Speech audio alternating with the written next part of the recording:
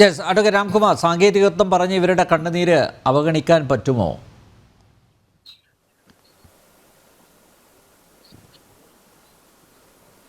എന്നൊന്നും ആരും പറഞ്ഞിട്ടില്ല, അങ്ങനെ ഒരാളും പറയുന്നു വിചാരിക്കുന്നില്ല.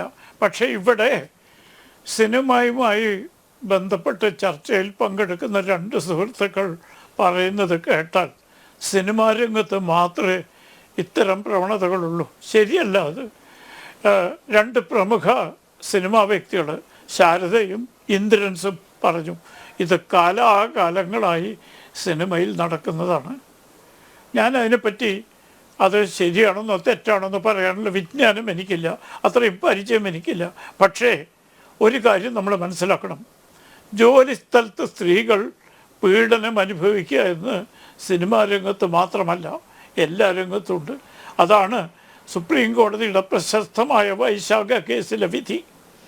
ആ മാനദണ്ഡങ്ങൾ അനുസരിച്ചുകൊണ്ട് എല്ലാ വകുപ്പുകളിലും എല്ലാ സ്ഥാപനങ്ങളിലും സ്ത്രീകൾ ജോലി എടുക്കുന്ന എല്ലാ സ്ഥലത്തും അന്വേഷണം നടത്താനുള്ള മാർഗനിർദ്ദേശങ്ങൾ സുപ്രീം കോടതി പുറപ്പെടുവിച്ചിട്ടുണ്ട്. അതെന്താ സിനിമാ രംഗത്ത് നടപ്പാക്കാൻ മടി? സിനിമാ രംഗത്ത് മാത്രം WCC എന്ന് പറഞ്ഞ സ്വാധീനവും സൗന്ദര്യവും സമ്പത്തുമുള്ള ചില സ്ത്രീകൾ ഇറങ്ങിയാൽ മാത്രം നമ്മുടെ സാംസ്കാരിക മന്ത്രി സാൻമാർഗിക മന്ത്രിയായിട്ട് മാറും എന്ന് ചിന്തിക്കേണ്ടത് ശരിയാണോ? എല്ലാവർക്കും ഇല്ല പരാതി. അല്ല Ramkumar sir, ICC internal compliance committee പോലും പ്രവർത്തിക്കാൻ അനുവദിക്കുന്നില്ല എന്നുള്ളതാണ് പരാതി.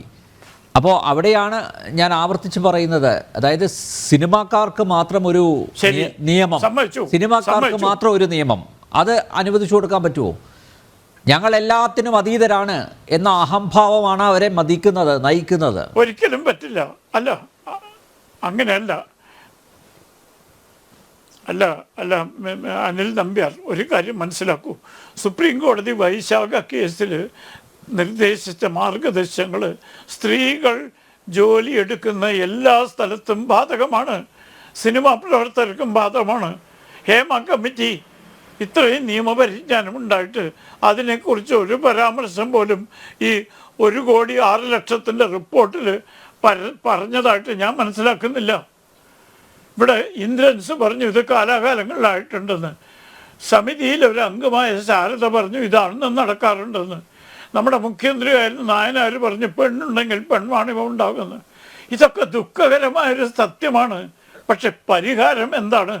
അതല്ലേ നമ്മൾ പരിശോധിക്കേണ്ടത്. ഇതിന് ആവർത്തനം ഉണ്ടാകാൻ പാടില്ല. പാവപ്പെട്ട പെൺകുട്ടികൾ അന്തസ്സായി സിനിമാ താരങ്ങളായി മുന്നോട്ട് വരാനുള്ള സംവിധാനം ഉണ്ടാക്കണം. അതിന് കുറ്റം പറഞ്ഞുകൊണ്ട് കാര്യമുണ്ടോ? അതിന് പരിഹാരമുണ്ടാക്കുന്നത് നിയമത്തിൻ്റെ പരിധിയിൽ നിന്നുകൊണ്ട് വേണം, നിയമം ലംഘിച്ചുകൊണ്ടാവരുത്. ഇവിടെ ഹൈക്കോടതി അത് ചെയ്യും. ഹൈക്കോടതിക്ക് എന്ത് അധികാരമുള്ളത്? ഒരു സ്വകാര്യ സംരംഭമായ സിനിമയിൽ നടക്കുന്ന അനീതികളെ കുറിച്ച് അന്വേഷിക്കാൻ ഹൈക്കോടതിയുടെ റിറ്റ് അധികാരം ചെല്ലില്ല എന്നാണ് ഞാൻ ഇത്രയും കാലം ആ രംഗവുമായി ബന്ധപ്പെട്ട എൻ്റെ പരിമിത വിവരം. എനിക്ക് തെറ്റുപറ്റിയെങ്കിൽ ഞാൻ തിരുത്താൻ തയ്യാറാണ്. അപ്പം നടക്കാത്ത കാര്യങ്ങൾ പറഞ്ഞ് ഇതിന് അമിതമായ പ്രശ്നം മാധ്യമങ്ങൾ ആഘോഷിക്കുന്നു എന്ന് ഞാൻ സമ്മതിച്ചു. പക്ഷെ മാധ്യമങ്ങളുടെ ആഘോഷം ഇതിനു മുമ്പ് ഉണ്ടായിട്ടുണ്ടല്ലോ. പിന്നെ ഇവിടെ പലരും പറഞ്ഞു, ഞാൻ പോലീസിൻ്റെ കാര്യം പറയാം, നല്ല തടിമുടക്കുള്ള ഗൺമാന്മാർ പീഡിപ്പിക്കപ്പെട്ടിട്ടുണ്ട്. നിങ്ങൾക്കറിയോ? എനിക്ക് എത്രയോ സംഭവങ്ങൾ നേരിട്ടറിയാം. അതിനെക്കുറിച്ചൊക്കെ ചർച്ച ചെയ്യുന്നത് നമ്മൾ പ്രേക്ഷകരെ അവമാനിക്കലാണ്. മാന്യരായ പ്രേക്ഷകർ ഇത് കേട്ട് മുഖം ചുളിക്കുന്നുണ്ടെന്ന് എനിക്ക് കാണാൻ സാധിക്കുന്നുണ്ട്. അതുകൊണ്ട് നമ്മൾ ശ്രദ്ധിക്കേണ്ട സിനിമാ രംഗം മാത്രമല്ല, സ്ത്രീകൾക്ക് നമ്മുടെ സമൂഹത്തിൽ പ്രത്യേക സ്ഥാനമുണ്ട്. അവർ അമ്മമാരാണ്, പങ്കാളികളാണ്, അമ്മൂമ്മമാരാണ്.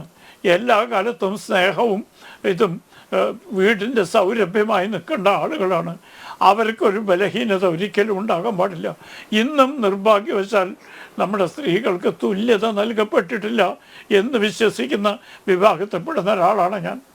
പല രംഗങ്ങളിലും അവർക്ക് പ്രത്യേക പരിഗണന കൊടുത്തിട്ട് പോലും സ്ത്രീകൾ ഇന്നും അബലകളായി കഴിയുന്നു. അവർക്ക് എന്തെങ്കിലും കഷ്ടപ്പാടുണ്ടെങ്കിൽ അത് പരിഹരിച്ചേ മതിയാവും. പക്ഷേ ആ പരിഹാരത്തിൻ്റെ പേരിൽ മറ്റുള്ളവരെ ആക്ഷേപിക്കുകയോ നിയമം ലംഘിക്കുകയോ ചെയ്യുന്നതിനോട് നിർഭാഗ്യവശാൽ എനിക്ക് യോജിപ്പില്ല. കാരണം നിയമവാഴ്ചയും നിയമവും നമ്മുടെ ഭരണഘടന പ്രദാനം ചെയ്യുന്നതാണ്. ആ ഭരണഘടനയുടെ 4 അതിരുകളിൽ നിന്നുകൊണ്ട് പരിഹാരം കണ്ടെത്തുന്നതിന് പകരം പ്രചരണത്തിനും കൈയടിക്കും വേണ്ടി സർക്കാരുകളും കോടതികളും ശ്രമിക്കുകയാണെങ്കിൽ അത് തെറ്റാണ് എന്ന് എന്ത് ഭവിഷ്യത്തുകളുണ്ടായാലും എന്നെപ്പോലുള്ള വിനീതർക്ക് പറയേണ്ടി വരും.